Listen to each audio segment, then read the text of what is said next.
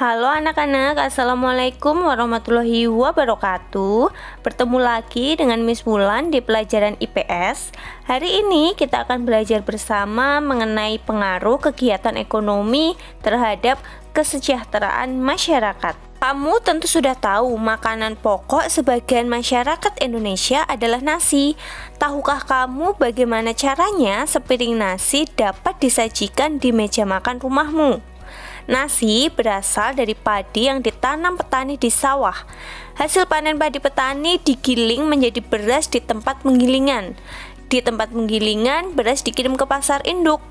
Di pasar induk, beras dibeli oleh toko atau pedagang beras. Setelah itu, beras dibeli ibu dari toko beras untuk kemudian dimasak dan disajikan di rumah.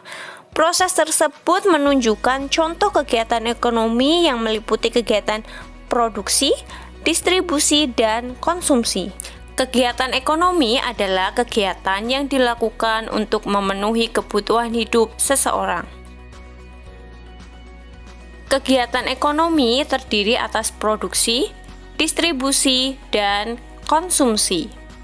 Kegiatan produksi. Kegiatan produksi adalah kegiatan menghasilkan atau menambah nilai guna dari barang atau jasa.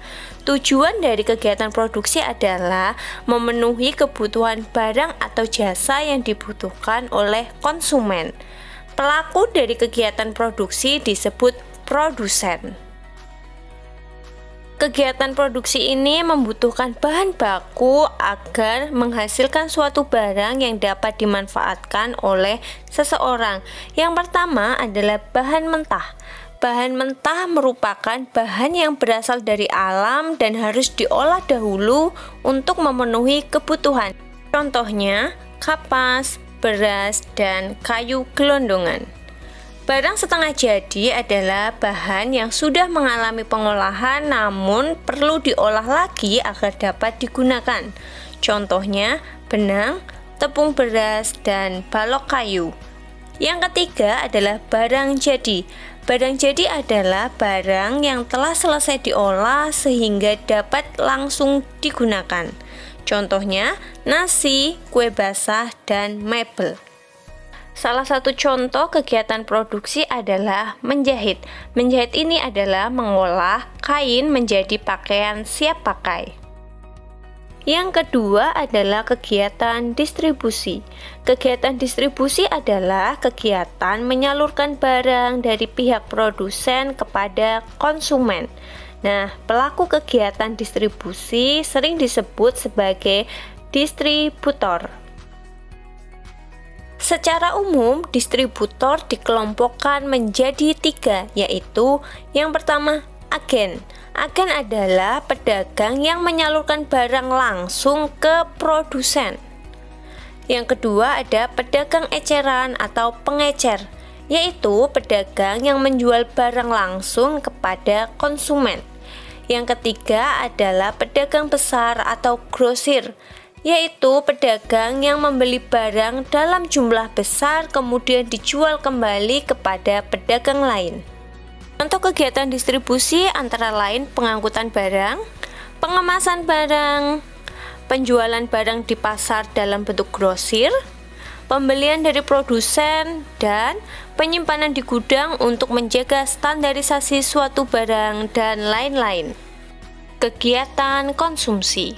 Kegiatan konsumsi adalah kegiatan menghabiskan atau mengurangi nilai guna barang untuk memenuhi kebutuhan.